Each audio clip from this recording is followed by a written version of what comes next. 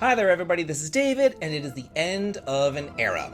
Romhacking.net is closing down, it is shutting down, it is archiving everything, it is closing down for good. It is the end of an era. This website has been huge. If you're an RPG gamer like I am, then you know the value of this website. And today I want to talk about my history with romhacking.net, how it impacted me, and just how special it is to me, and also the reason why it is closing down. And I do think that that is worth a sub, as I do try my best to hit 100,000 subscribers by the end of this year. And with your help, your like, and your sub, I do think that we can get there. So I do want to start talking about all this news with romhacking.net because there's a lot there. But first, let's have a word from today's sponsor. Today's video is brought to you by Seed of Pandora, Legend of the Gaia Tree, now available to support over on the Kickstarter. This is an homage to the classic 16-bit JRPGs that I grew up with back in the 90s, and it's definitely a labor of love by a small team of developers who actually wrote the story before they even began working on the game, and it's influenced by novels such as The Chrysalids by John Wyndham, as well as classic JRPGs. But that's not the only thing influenced by the classics, as we have turn-based battles that are fun and fast-paced, not those long slogs that they can be nowadays. Here, you're going to be embarking on an epic adventure across the continent of Pandora, meeting some helpful companions along the way, and watching beautiful animated cutscenes bring the story to life, along with gorgeous hand-drawn art. But not only that, there is a massive world map akin to the Suikoden series, full of secrets to find and discover, not only on foot, but even in a badass mech suit. Now, even though this is inspired by 90s classics, it does have some modern quality of life features, such as a quest journal to keep track of where you need to go and what you're supposed to do. So if you're sick of long tutorials and convoluted mechanics, and you long for those simpler times like I do, then be sure to head on over to the Kickstarter and show them your love by clicking on the links below. And now, let's get on back to today's video. I remember first learning about ROM hacking from a magazine. Yeah, I know I'm old. I was in Walden Books, a store that no longer exists, just like this website no longer exists. I was in Walden Books with my brother. We were in high school. We had driven down to the mall for a weekend just to hang out with some friends. And he was reading Rolling Stones magazine, and I was reading some Calvin and Hobbes. And he comes over and he's like, "Hey David, check this out. Did you know there's a Final Fantasy 2 and a Final Fantasy 3 and that they're in English?" And I'm like, "No! Like, what are you talking about?" And he shows me the pictures of these NES games, these Nintendo games in English. Our minds were blown, and in our wallets, because we're old, I had a receipt and I had one of those little golf pencils, and I wrote down the name of the website, and I went to it whenever I got home, and we learned how to emulate and how to hack ROMs and how to download these games.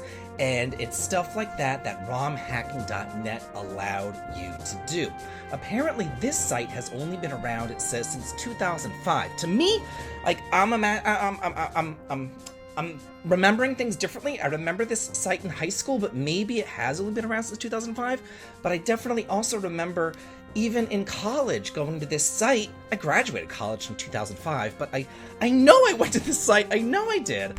Or at least something very similar to it. Maybe there was a precursor to this site before romhacking.net took it over. Maybe someone with a better memory of this can refresh my memory, but I know that I went there because I remember playing Dragon Quest V whenever it was translated. Final Fantasy V was huge whenever that was translated. The aforementioned Final Fantasy 2 and 3 on the NES. That was whenever I first kind of learned that, oh wow, this numbering system is off. This is insane. Like, what is going on here?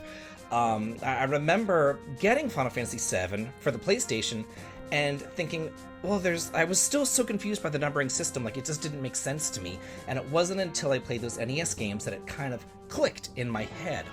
I went through and I played my favorite Dragon Quest game ever, Dragon Quest V, through this translation site, Dragon Quest VI as well.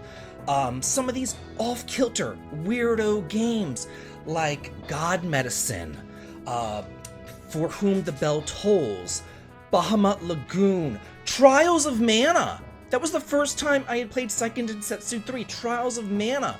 I got through this site. I got these patches through this site. It was just, it opened up an entire world of gaming for me that wasn't available back then, we only had what was delivered to us.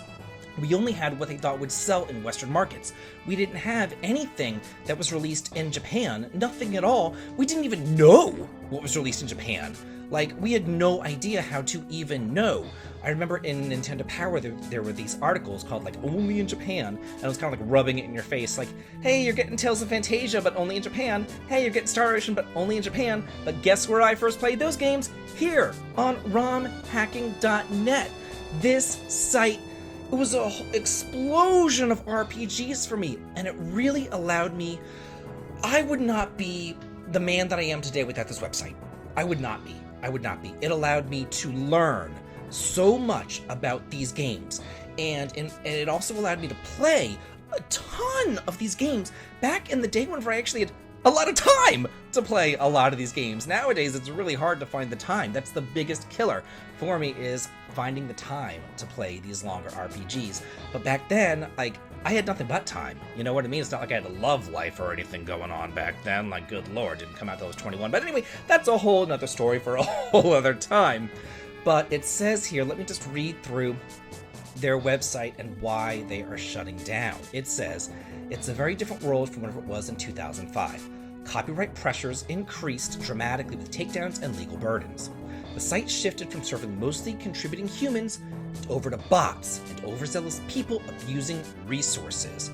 So finally, this is actually very sad, and I can relate to this, and I am going to talk about this. I was finally looking to wind things down by the end of last year. I wanted to provide a site database and file archive to the general public. At that time, an internal group suddenly emerged with an offer to help me continue the site. I did question their intentions, but I thought that it could prove to be a more community-friendly path forward. However, it turned out to be the opposite. We had a rocky phase 1, moving the downloads into their possession. Then I went to a startup phase 2. I discovered that the most dishonest and hate-filled group. I learned that I had been dehumanized for a very long time. My personal details had been given out. He was doxxed. Like, what in the world? Secret, deceitful plots had been made to cut me out and drop a bomb like I am a target to destroy. My family has seen this, and after discussion, we are immediately ceasing all related site operations. We're cutting ties at Discord and Twitter social media outlets, and will have no further contact with these individuals. Lines have been crossed. Like, that is so sad. And as a creator, as a YouTuber, as a content creator, as a personality, whatever, I kind of understand that, because, like, I will get the rudest, most hateful comments you've ever seen in your entire life. And these commenters, they feel like I'm not even a person, you know? They just come in and they spew their vitriol, and I'm like, they do know that I'm reading this stuff, don't they? I would love to see them, you know, say this to my face because I'd punch their freaking lights out. But, like, the rudest stuff, so I understand where he's going with this whole, like, I've been dehumanized. I'm not even a person any longer. He was a target set to destroy. So I understand where he's coming from. I understand that completely, and I do empathize with him. But this is very, very, very sad. There is one silver lining to all this, though. They have released a site database as well as files and images to the Internet Archive. So it is all there over on the Internet Archive. However, if you're like me, and you're not exactly the most computer savvy person out there, because I'm not, the Internet Archive is not as user-friendly as romhacking.net is. Romhacking.net was so easy. You just type in the name of the game that you want, boom, there's the, you know, there it is. There's the patch, you know? So it just made things so much easier. Internet Archive, now that's another website that I have to learn. I can't even learn how to use Reddit, and it took me over a year to learn how to use Twitter. So I don't know how long it's going to take me to learn how to use Internet Archive, but hopefully I can get there. And hopefully with your help, don't dehumanize me. If you can help me out in the comments with learning how to use this website, I would greatly appreciate it. So this is a dark day in gaming. This is very, very, very sad news, but I did want to bring it to y'all's attention so we can all mourn the loss of this great website together. And I would also like to hear any stories. What stories do you have with this website? It was such a huge part of my teenage and college years. I cannot overstate how wonderful it was. I would go there every single day. and I would check to see what new game is released, really, because that's what it was like, getting a new game. And if you went there on Christmas morning, there was always something there for you as well. It was just a bright beacon in this kind of dark, murky swamp that we call the internet. So anyway, I hope that y'all enjoyed this video, and I do hope to hear your stories about this website. And as always, have a good day.